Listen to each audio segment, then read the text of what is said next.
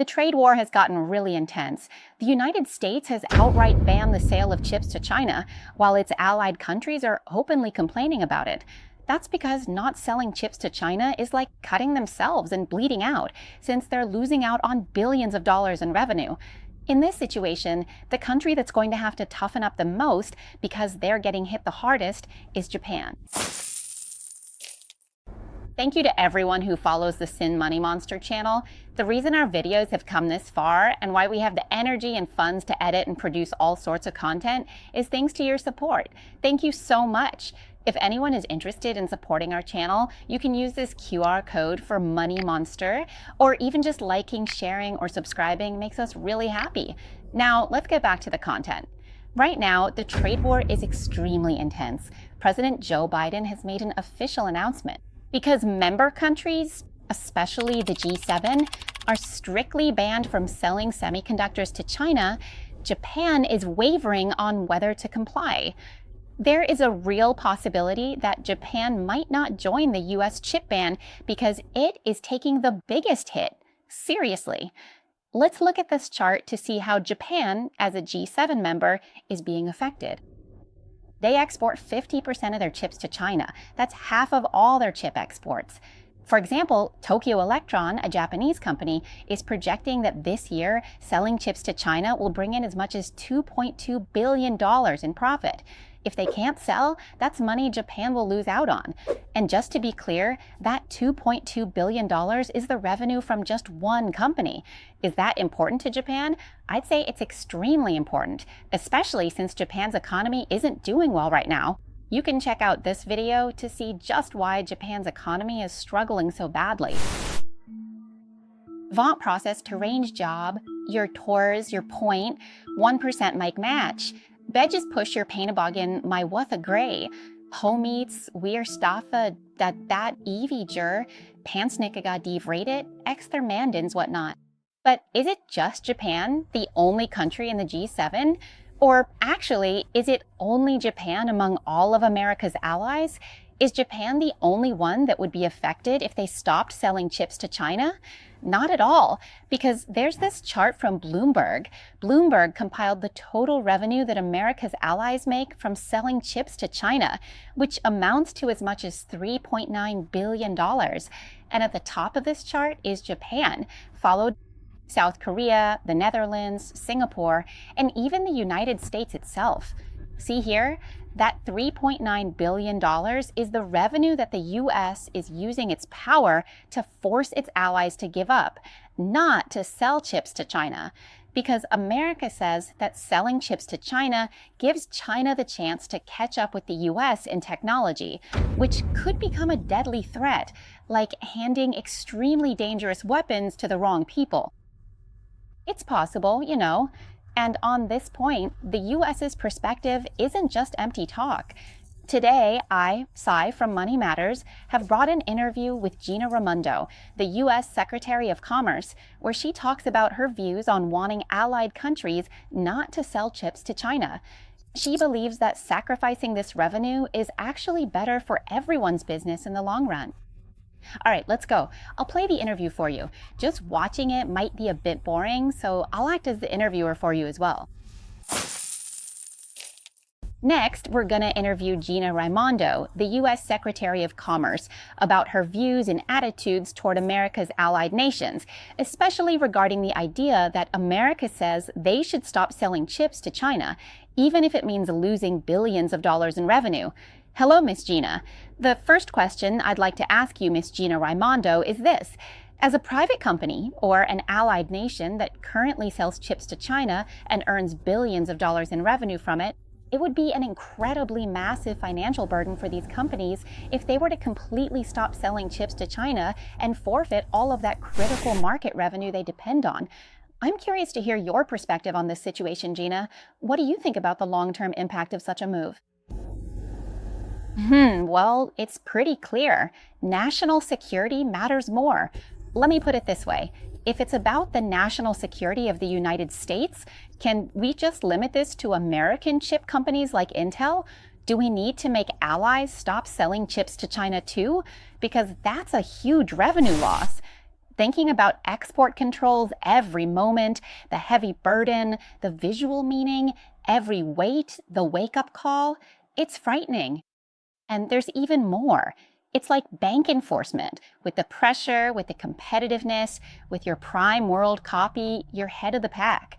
Now, why is it really such a big deal? Okay, so let me ask.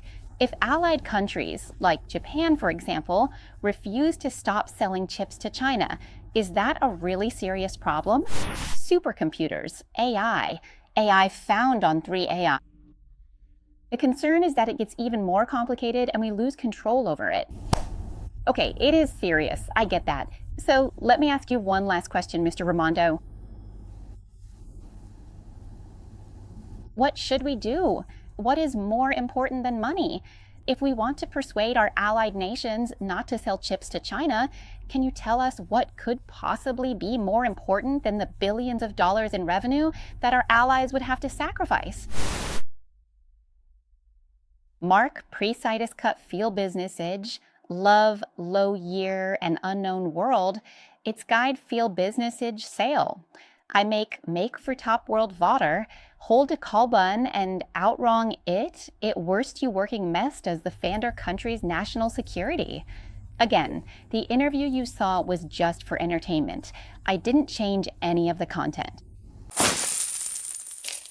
So as I mentioned, the United States has forced everyone to stop selling chips to China, and companies have to sacrifice a lot of revenue. This might make it seem like the US is being too harsh, but is there any compensation for this? Actually, the US does have something to offer as compensation. It's an agreement called the CHIPS and Science Act of 2022, which stipulates that the US government will provide financial support to chip manufacturers, not just those in the US, but also countries that are close US allies as well. This significant support comes in the form of both direct grants and low-interest loans.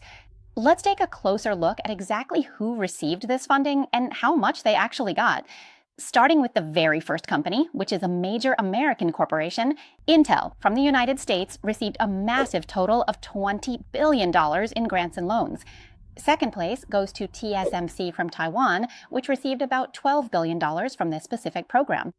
Coming in at third place is Samsung from South Korea, which received approximately $7 billion in grants.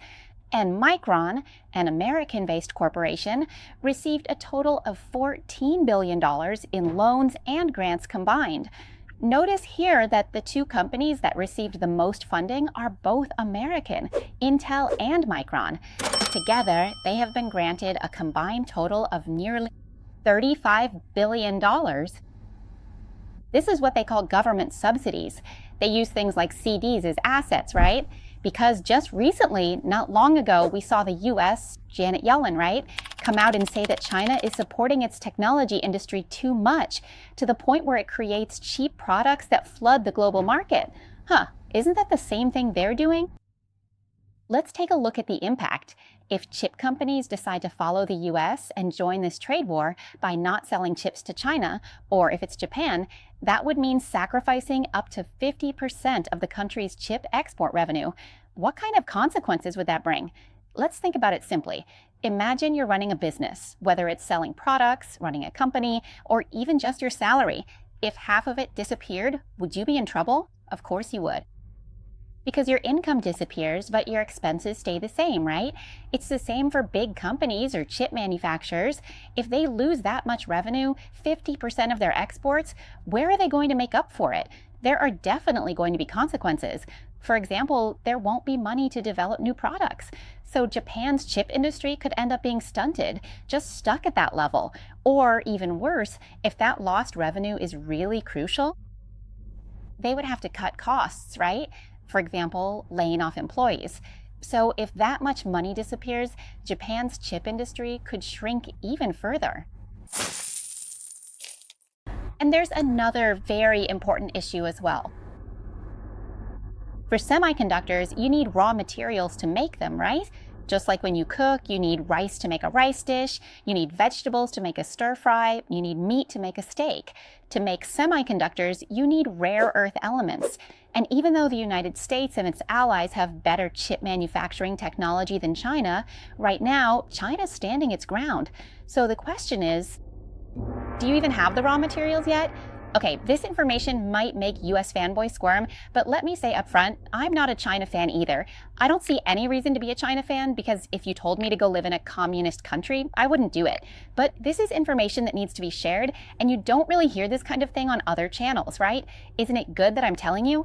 We should be open-minded and accept the truth. I have sources and references for this information. You can check them yourself. Let's keep making US fanboys squirm with the next graph. The key ingredient for semiconductors is rare earth elements, right? And they're not just used for making chips, they're also used in EV batteries. Whether it's just a coincidence, fate messing with us, or whatever else, the country with the most rare earth elements in the world is China. After that, it's Vietnam, Brazil, Russia, and India. Luck? Name the 4 countries. There were 5 just now. Oh, so we're leaving Vietnam out, right? So it's 4 countries: China, Russia, Brazil, and India. Yeah, that's right. That's basically the BRICS bloc, the group that's always pushing for de-dollarization against the US. So that means rare earth elements. Half of the world's rare earths are with the BRICS countries, but the United States and the G7 countries also have rare earths, just not even 5% of the world's supply. That's why the situation gets complicated. For example, if Japan trusts the US and decides not to sell chips to China, if things weren't so complicated, Japan might just go along with the US, right? I mean, Japan probably wouldn't want to be that stubborn. It's just that if Japan refuses to sell chips to China, and then China says, well, in that case, I won't sell you rare earths. So where would Japan's chip industry go? If they don't buy from China and have to source from somewhere else, the costs will go up and they won't be able to make a profit. Now, let's take a look at just how much rare earth Japan imports from China. This data is from 2022. S&P Global reported that China exported a total of 5,330 tons of rare earths worldwide. Out of that amount, 71.3%, or 3,802 tons, was exported to Japan. That means Japan is the world's largest importer of rare earths from China. The trade war they're currently engaged in is basically a war to disrupt the supply chain. What we're seeing here is an industry that both sides are putting a lot of emphasis on and fighting hard over. The first battle is in the semiconductor industry, because the US doesn't want China to catch up with American technology. The US is worried that China will use this technology and turn it into something like nuclear bombs, weapons, or other scary things to fight against the United States. But in reality, there are still many other factors in the world as to why China hasn't fought back in such an extreme way yet. And if you ask whether what America is doing helps keep the world from getting chaotic, well, it does to some extent, but we also have to look at it from the perspective of a small economy like ours and see that the reality of being hit by a supply chain disruption, having our supply chain completely severed, which will most certainly impact our country. In a trade war, we probably won't see bloodshed or anything that extreme, but what's even more painful is having our money slowly drained away from the country.